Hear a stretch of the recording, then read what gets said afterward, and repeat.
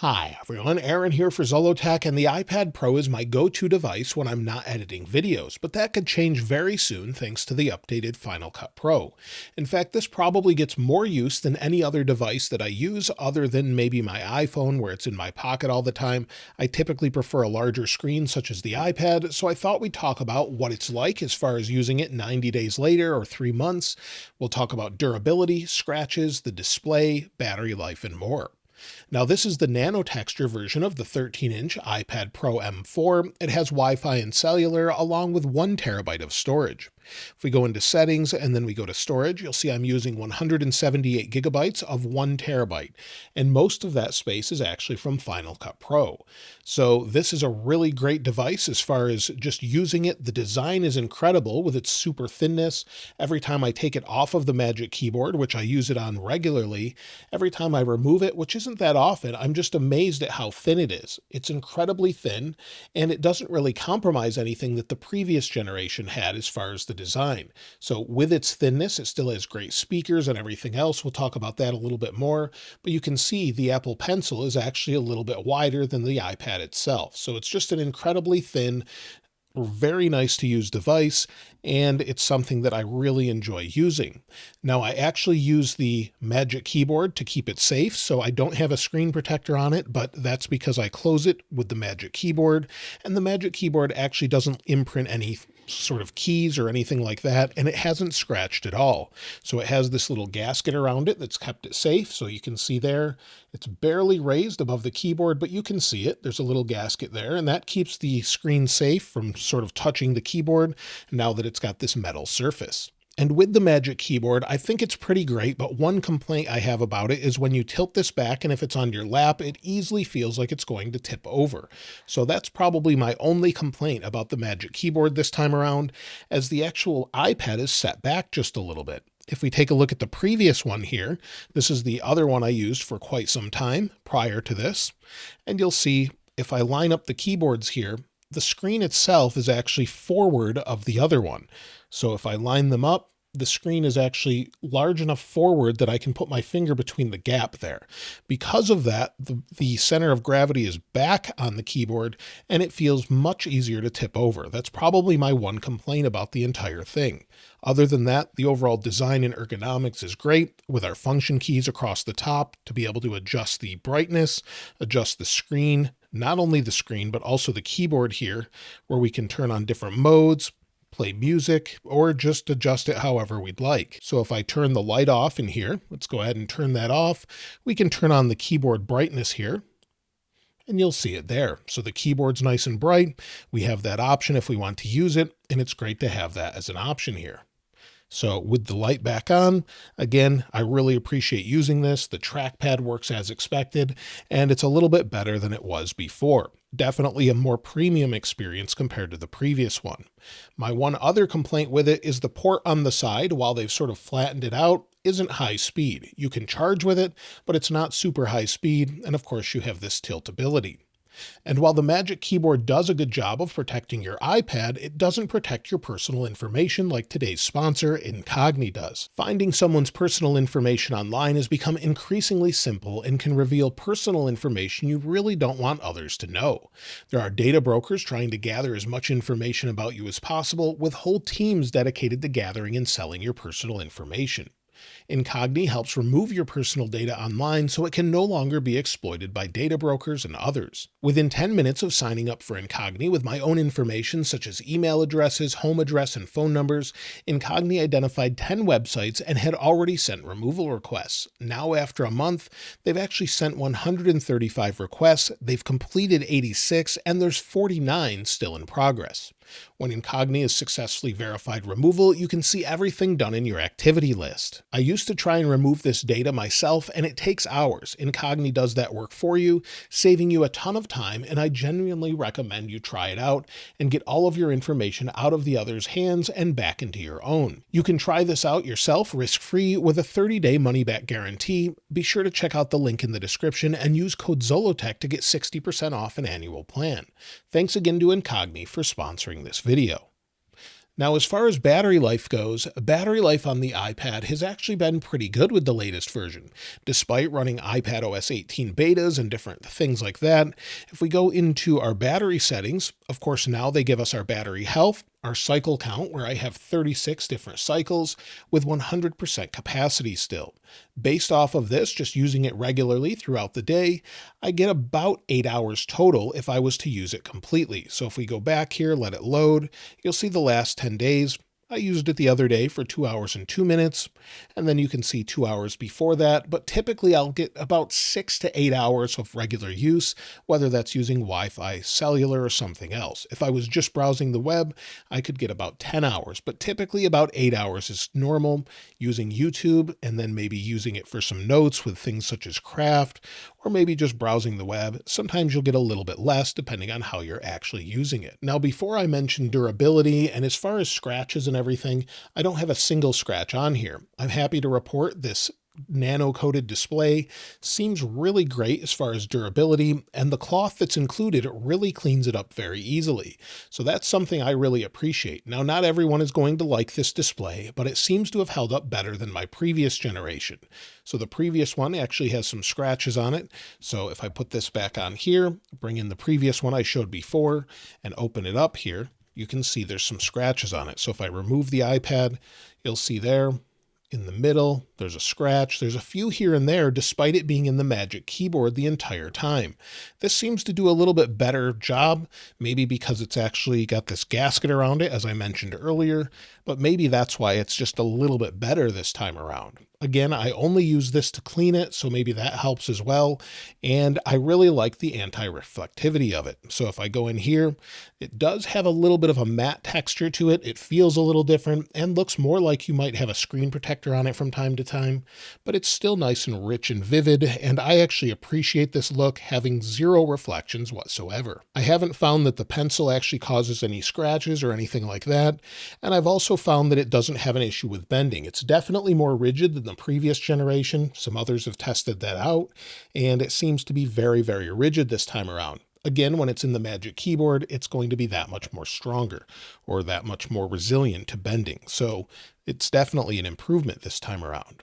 Display brightness and color accuracy is great, and it's good for things such as editing in Final Cut Pro. So if you wanted to edit Final Cut Pro in HDR, you can do that. This is just the one they actually include with it, so you can have some sample footage here, but just zooming in and out, everything's super fast, and I really want to switch to editing on this. I just haven't gotten in the flow of this workflow yet, and that's somewhat because all of my footage is on a Mac, and I'm so used to that. Having different footage there and not having my plugins here makes this a little bit difficult. Other than that, I would use this to edit on full time. So I'm going to see if I can try and do that a little bit more. The Apple Pencil Pro having rotation and the new squeeze gesture is pretty nice. And within Notes, of course, we can use the squeeze gesture and you have some nice haptic feedback on the back of the pencil. And then if we just bring it in here, we can hover over things, select the eraser or whatever we'd like. And it's a great experience. We have haptic feedback. We have the ability to sort of spin the pencil this time around. And that's great, but I do wish they would let you use your other pencil if you already have one, with backward compatibility, but they just haven't done that 100% this time around. You can use it with one other pencil, but in general, you have to use this one, and it is a nice pencil, but again, it's something that I wish they would have considered. When it comes to overall speed, well, I showed you that a little bit, just going into different websites. They load crazy fast, going into Final Cut Pro, scrubbing through different footage. Everything is just crazy fast all the time on this iPad. There's not really any issues with it here. We have a 10-core CPU with 4 performance cores, 6 efficiency cores, a 10-core GPU, hardware accelerated ray tracing, a 16-core neural engine. They've thrown everything at this, and you can definitely tell. It's just crazy fast all the time. It has 16 gigabytes of RAM, and that definitely seems to be enough. We'll get Apple Intelligence with this, and you'll be able to use that. You can see here with iPadOS 18.1 Beta 1, we actually have Apple Intelligence. It's just really great overall and super fast, even running the latest software. When it comes to cellular data, well, the cellular data on this is really nice overall in that it just seems to be fast. So if I turn this off here and maybe we go into speed test and we're getting about 20 megabits per second down, it does sort of jump up and down to about 30 megabits per second in 5G. That's because we only have 2 bars of signal and we're pretty far away from any tower. As far as sending data, we'll give it just a moment here. Again, we're at about 10 to 15 megabits per second. It does pretty well, but it's pretty fast, plenty fast to use on different trips. I've used it in different locations without any issue whatsoever. When it comes to the cameras, well, those are things I find that I very rarely use. If I'm on a FaceTime call, I'll use the camera on the top. Otherwise, I rarely use the camera on the back for anything. Them removing the camera hasn't bothered me at all over the past 3 months. It doesn't really seem to be something I would ever use anyway, but for those that did use it on previous versions, well, it will be a little bit of a change or something that you're going to miss. Otherwise, I think the LiDAR is more important, and then the regular camera. If you want to use it maybe to set a scene for a video, or maybe you just want to scan something in a room using some of the different software that's available. Either way, I think it's nice that we have it. Missing the ultra wide though is not really something that bothers me, but will bother some people. As far as the software goes, well, I think this is something where it's a little bit controversial.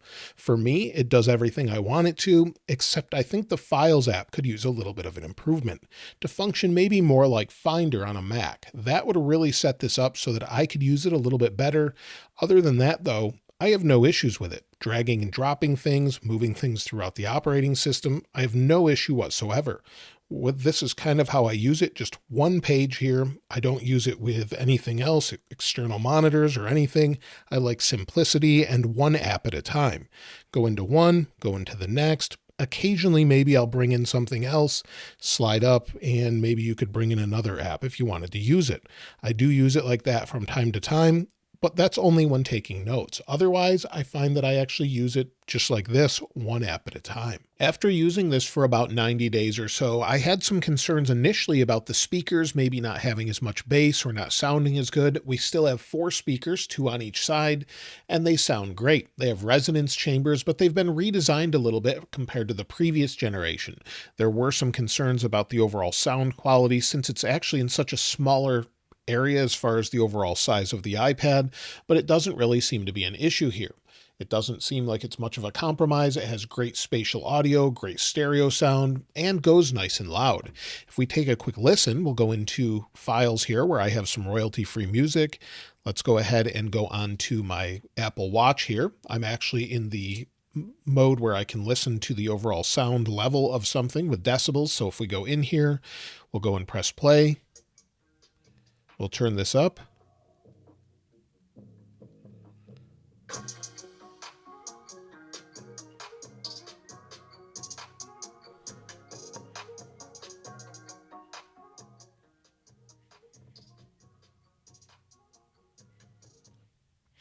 So with regular use, it sounds pretty good. At the highest level, where we hit about 85 decibels, it seemed to distort quite a bit, but around normal levels, it's completely fine and sounds great. I don't typically leave this all the way turned up, so that's not an issue, but if you just back it off a little bit, it remains nice and clear, and everything sounds great, and bass is pretty strong as well. So durability wise and usability, I think it's great. No compromises there. This is a really great product. And if you're wondering if you should upgrade to this M4 iPad Pro, whether it's the 11-inch or the 13-inch, I would say it depends which one you're coming from. If you're actually on maybe an older iPad Pro, the first generation, this is definitely worth the upgrade. If you're on something such as an M2, you won't notice a speed difference necessarily, but there's definitely differences with the display being OLED. And I almost forgot to mention, this does have PWM technically, but it doesn't bother my eyes at all. So for whatever reason, I actually had more issues with the mini LED on the previous generation bothering my eyes for some reason compared to this one. I'm not sure what it is. I don't know if it's contrast or more to that, but either way, this seems to be very easy on my eyes for some reason. So I'm pretty happy with it overall. I think the most prohibitive thing here is cost. So with this cost being very expensive, well, that's the main determining factor if you're going to upgrade or not. I would say if it's a factor at all and you have the previous generation iPad Pro, maybe hold out and see what they do next year. This one is really nice, but the previous generation is just as nice with the exception of maybe the display and its thinness. Everything else isn't utilizing this power very well, but it's so fast, it almost feels overpowered just because of a lack of apps. But that's not a bad thing. It's great that you can use, again, Final Cut Pro, Logic Pro, super high-end apps, and they just fly using them every single day.